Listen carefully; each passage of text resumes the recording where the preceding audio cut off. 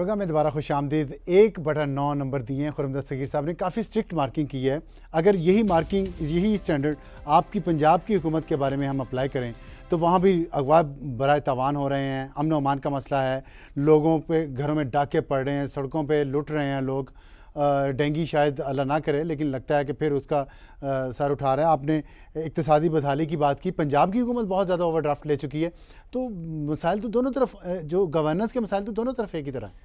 देखिए ना, ठीक है, पंजाब में चैलेंजेस मौजूद हैं और उस पर ज़रूर मार्किंग होनी चाहिए। और आई एम श्योर कि जो ऑपोजिशन आप कितने मार्क्स देंगे पंजाब की अगर मार्किंग करें इसी हिसाब से?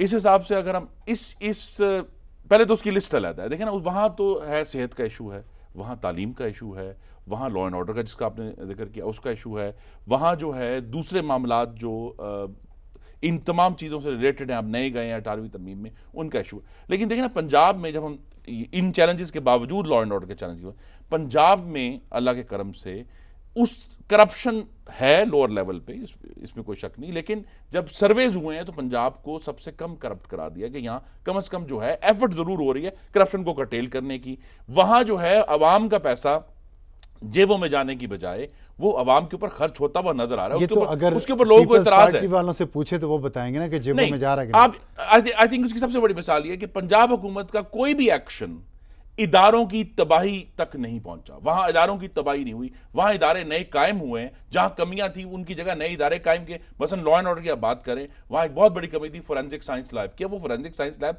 वहां काम करना शुरू हो गई है। इसी तरह जहां जहां भी कमियां नजर आई हैं, जहां कमी थी कि पुलिस की तनख्वाहें उन्हें बढ़ाना था, वो बढ़ा दी गई। लेकिन खुर्रम साहब, जो मसाइल वफाकी हुकूमत को मिले विरसे में और जितने मुश्किल हालात जो आपने गिने हैं सारे, वो इतना आसान काम तो नहीं था कि 4 साल में सब ठीक हो जाता। यही तो है कि जो हुकूमत जहां वो अपनी कॉन्टिन्यूटी का जो है आज शादियाना बजा रहे हैं, उनको अब ये मानना चाहिए कि अब परवेज मुशर्रफ की हुकूमत के ऊपर उस तरह की जिम्मेदारी नहीं डाली जा सकती। जो हुकूमत 4 साल रही हो और सर्कुलर डेट जो है उसको कंट्रोल ना कर पाई और उसके दौर में मुस्तकिल जो बिजली की शॉर्टेज है वो 5000 मेगावाट रहे, अभी भी पाकिस्तान के अवाम एक्सपीरियंस कर रहे हैं, तो फिर उनको ये मानना पड़ेगा कि उसमें उनकी भी जिम्मेदारी है और वो नाकाम हो गए हैं। अब आप यहाँ जिक्र किया जो दारी साहब ने अपनी तकरीर में भी कहा, उन्होंने कहा देखें जी, हमने तो बहुत ज़्यादा जो ज़राअत वाले हैं उनको बड़ा फ़ायदा पहुँचाया और 800 अरब रुपए का। लेकिन आप जाकर किसान से पूछें, बल्कि मुझे तो यूँ लग रहा है कि एक प्लानट जरदारी है जो ज़मीन के मदार से अलहदा हो गया है, जिसका पाकिस्तान के ज़मीनी हालात से कोई ताल्लुक नहीं। क्योंकि जब आज आप पाकिस्तान के किसान से जाकर पूछें, सिंध में, पंजाब में, खैबर पख्तूनख्वा में, तो वो यूरिया का रोना रो रहा है। लेकिन किसान ओवरऑल खुश है। जी नहीं, आप पूछ लें उनसे, आप उनसे पूछे जाके कि वो परेशान है। हम कह रहे हैं ना, वो परेशान है। अच्छे पैसे मिल रहे हैं फसलों के, दे आर हैप्पी।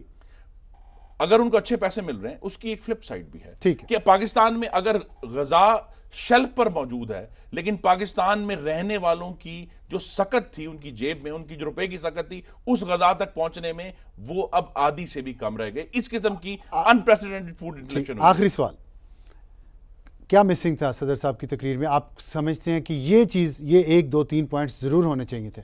जी, पहली बात तो ये, जैसे मैंने जिक्र किया कि पाकिस्तान में जो कर्जों का बहरान है, इसके से इतना ज्यादा कर्जा ले लिया गया है कि वो आने वाली एक नहीं बल्कि 3-4 हुकूमतों के लिए बहुत कम स्पेस हो जाएगा। एक, उसकी जरूर बात करनी चाहिए थी।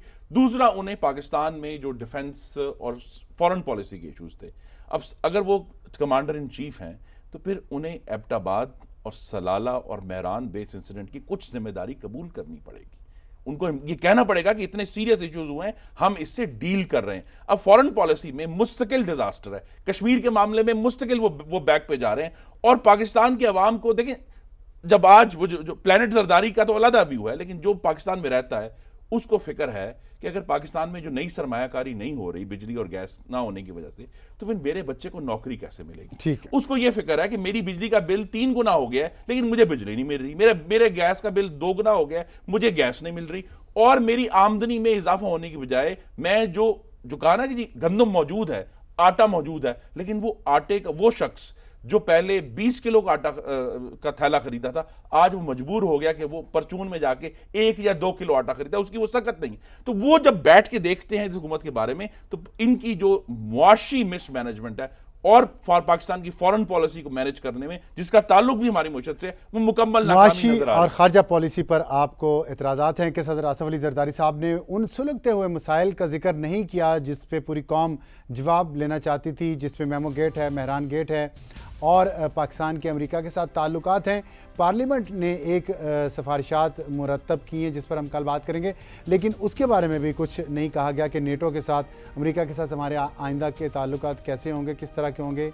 एबटाबाद पे जो कुछ हुआ उसके बारे में जिक्र नहीं हुआ, और एक वाज़े रोड मैप देने में शायद सदर आसिफ अली जरदारी साहब अपोजिशन को मुतमिन करने में कामयाब नहीं हो सके। देखना यह है कि अपोजिशन इस पर क्या करती है, क्या चमत्कार करती है, आने वाले दिनों में देखेंगे। अब हम बढ़ते हैं अपने प्रोग्राम के दूसरे हिस्से में क्रूशल लाइन पे, और क्रूशल लाइन आज की हमारी है उन असातिज़ा के बारे में जो कौम को पढ़ाते हैं, उनको तालीम देते हैं। और हज़रत अली करमुल्लाह वजह का कौल है कि मैंने जिससे एक लफ्ज़ भी सीखा मैं सारी उम्र उसका एहसानमंद रहूँगा। और हमारे यहाँ इस मुआशरे में, पाकिस्तानी मुआशरे में, मुसलमानों के मुआशरे में उन असातिज़ा को सरेआम उनको थप्पड़ मारे जाते हैं, उनकी टांगें तोड़ दी जाती हैं, उन पर तशद्दुद किया जाता है, और ढिठाई के साथ फिर तमाम और सियासी जमातें जो हैं वो अपने ऐसे ताकतवर लोगों को सपोर्ट करती हैं, उनके ख़िलाफ़ एक्शन नहीं लेते। हम बहुत दिनों से एक वहीदा शाह का मसला और एक असल मडियाना का मसला इस प्रोग्राम में भी उठाते रहे हैं। वहीदा शाह को अदालत ने सज़ा दे दी है, लेकिन पाकिस्तान पीपल्स पार्टी जो बेनज़ीर भुट्टो की पार्टी है, जुल्फ़िकार अली भुट्टो की पार्टी है, उन्होंने अभी तक वहीदा शाह के ख़िलाफ़ कोई एक्शन नहीं लिया, और ना ही उन्होंने असलम मडियाना के ख़िलाफ़ कोई एक्शन लिया है। असलम मडियाना का फ़ैसला तो अभी अदालत से भी होना है, और उसके बाद पाकिस्तान पीपल्स पार्टी ने भी करना है उनके बारे में फ़ैसला, लेकिन नहीं किया जा रहा है। ये इसकी वजूहात क्या हैं, और क्या अगर ये जो ताकतवर लोग हमारे माशरे में, जिनको अदालत तो सज़ा दे देती है, लेकिन जिन पर जुल्म किया जाता है, क्या वो बाद में इनके जुल्म से, इनके शर से बच सकेंगे? इस पर सोसाइटी की क्या ज़िम्मेदारी है, इस पर रियासत की क्या ज़िम्मेदारी है, इस पर तमाम सियासी जमातों की क्या ज़िम्मेदारी है? इस पर हम अपनी बात करेंगे इस प्रोग्राम में। खुर्रम साहब, मैं आपसे भी एक सवाल करना चाहता हूँ। एजुकेशन आपका एक ज़ाती ताल्लुक़ है, मोहब्बत है आपका तालीम के साथ, मुझे उसका इल्म है। आप ये बताइए, ये जो दो असातिज़ा के साथ इस मुआशरे ने पिछले एक महीने में जो सलूक किया है, दोनों असातिज़ा हबीबा मेमन भी और नफीस खान भी, क्या एक माशरे के तौर पे हम इस काबिल हैं कि हम किसी को मुंह दिखाने के काबिल हैं? देखिए ना जी, जिस हुकूमत शहीद बेनज़ीर भुट्टो के कातलों तक नहीं पहुंच सकी, उनसे ये उम्मीद करना कि वो एक असातिज़ा के लिए, और वो भी जो एक मुतवसत तबके से ताल्लुक़ रखते हैं और जहां उनके अपने सियासी मफादात इन्वॉल्व हैं, हमें तो उम्मीद नहीं है। और ये बात हम कोशिश करनी, लेकिन जो लीगल इशू है, लेकिन जो नफीस खान की टांगे तोड़ेंगी, जो साहब जिनका मडियाना साहब का जिक्र है, उसमें इंशाल्लाह हुकूमत पंजाब की तरफ से बड़ी सीरियस इन्वेस्टिगेशन हो रही है, और अगर कितने भी बासर लोग हों, अगर वो इन्वॉल्व हैं तो उन्हें इंशाल्लाह प्रोसिक्यूट करेंगे और उन्हें सजा। खुर्रम साहब, एक बात बताइएगा, आप भी इसी माशरे में रहते हैं, होता यह है कि जिसके साथ जुल्म हो, अगर वो थाने चला जाए, इंसाफ के लिए अदालत में चला जाए, तो जो ताकतवर बंदा है वो सज़ा मिलने के बाद और ज़्यादा ख़तरनाक हो जाता है। अब नफीस खान या उसके लिए जो गवाह वहाँ पे आएंगे, उनके तहफ़्फ़ुज़ के लिए, और उनकी जो बदमाशी है इस मडियाना फैमिली की वहाँ पे, और जितने उनके ताल्लुकात हैं थाने में, उनकी जितनी खिदमतें, भुना गोश्त उनको दिया जा रहा है, उनको कच्ची लस्सी प्रोवाइड की जा रही है, और उनकी अगर आप चाल ढाल देखें जिस तरह वो चल रहे हैं, ये अकड़ जो है, ये तकब्बुर जो है आम आदमी के लिए अवामी नुमाइंदों की तरफ से आ रहा है। पंजाब हुकूमत की डायरेक्ट रिस्पॉन्सिबिलिटी तो है इसमें जी, ये चैलेंज है और रिस्पॉन्सिबिलिटी है, और इंशाल्लाह इसी को प्रोसिक्यूट करने के लिए, क्योंकि पंजाब हुकूमत के ऊपर एक और इल्ज़ाम भी आ रहा है कि जी ये सियासी विक्टिमाइजेशन हो रही है, हालांकि इसका सियासत से कोई भी ताल्लुक नहीं है। यहां तक कि हमारे कुछ दोस्तों ने सेनेट के इलेक्शन से इसका जो है कनेक्शन जोड़ दिया। वहां तो स्ट्रेट फॉरवर्ड केस है कि जो गवाहान है वो क्या कहते हैं, और इंशाल्लाह इसकी इन्वेस्टिगेशन करके उनको बतौर क्रिमिनल ट्रीट करना है, चाहे वो कितना भी बासर आदमी हो। ये चैलेंज है, और जिस चैलेंज में हम कोशिश मुकम्मल कर रहे हैं, हमने बहुत सारे सिस्टम्स हैं उनको तब्दील करने की कोशिश की है पिछले 4 सालों में पंजाब हुकूमत ने, और इंशाल्लाह इसका शायद एक टेस्ट केस जो है ये मडियाना वाला आपने माना ये टेस्ट केस है जी, ये हम रिकॉर्डिंग रखेंगे जी टेस्ट केस की जो आपने कहा। लेकिन ये बताइएगा, जो मैंने अभी जिक्र किया, जिस ख़तरे का जिक्र किया, तहफ़्फ़ुज़ इनको, इनके गवाहों को, ताकि जब सज़ा हो तो ये तो ज़ाहिर बदमाश किस्म के लोग हैं ना, लोग दुकानें छोड़ के खुली भाग गए थे इनके उस दिन जुल्म की वजह से। इतनी दहशत है, ऐसी दहशत जिन लोगों की हो, इनको नकेल डालने के लिए तो फिर हुकूमत को चौकस हर वक्त रहना पड़ेगा। जी, हुकूमत को चौकस रहना पड़ेगा, और मेरी वहाँ के अवाम से भी गुजारिश है, चूँकि उनके जो मडियाना साहब के जो बेटे हैं वो इस वक्त सिटिंग MP हैं मेंबर्स सूबाई असम्बली हैं। अवाम को भी ये फैसला करना है और ये इलेक्शन के लिए भी चैलेंज है और पंजाब हुकूमत के लिए भी चैलेंज है कि इस प्रोसिक्यूशन को जो है बिला खौफ खतर ताकि लोग सामने आए, और इसका भी इंतजाम किया जा रहा है कि लोग जो गवाह देना चाहते हैं उनकी आइडेंटिटी को कंसील करके, ताकि उनको भी ये तहफ़्फ़ुज़ हासिल हो, ताकि वो ताकतवर लोगों के खिलाफ आकर गवाही दे सकें। इंशाल्लाह इसकी सच्चाई और हकीकत और इंसाफ तक हम ज़रूर पहुँचेंगे। बहुत शुक्रिया खुर्रम दस्तगीर साहब हमसे वादा करने का पंजाब हुकूमत के बिहाफ पर। और जैसा कि आपने सुना, हुकूमत की ज़िम्मेदारी है, अदालतों की भी ज़िम्मेदारी है, और हमें इस बात का कम से कम इत्मीनान है कि आज़ाद अदलिया हमारे पास मौजूद है पूरी कौम के पास। अगर किसी को कोई मसला होता है तो उस अदलिया के पास जाता है इंसाफ के हसूल के लिए, और बहुत सारे केसेस में वो इंसाफ मिल भी रहा है, नज़र भी आ रहा है। लेकिन सोसाइटी की भी ज़िम्मेदारी है, लोगों की भी ज़िम्मेदारी है, मीडिया की भी ज़िम्मेदारी है कि ऐसे वाक़यात को जहां इस तरह के लोग आज भी कुरून वस्ता के दौर में रहते हैं, अपने आप को बदमाश समझते हैं और कमज़ोर पर हाथ उठाते हैं और उनका कोई हाथ पकड़ने वाला नहीं होता, आज एक नफीस खान और एक हबीबा मेमन इन जालिमों के ख़िलाफ़ खड़े हैं। उनका साथ देना पूरी सोसाइटी की जिम्मेदारी है, तमाम लोगों की, और उस मढ़ियाना कस्बे के भी।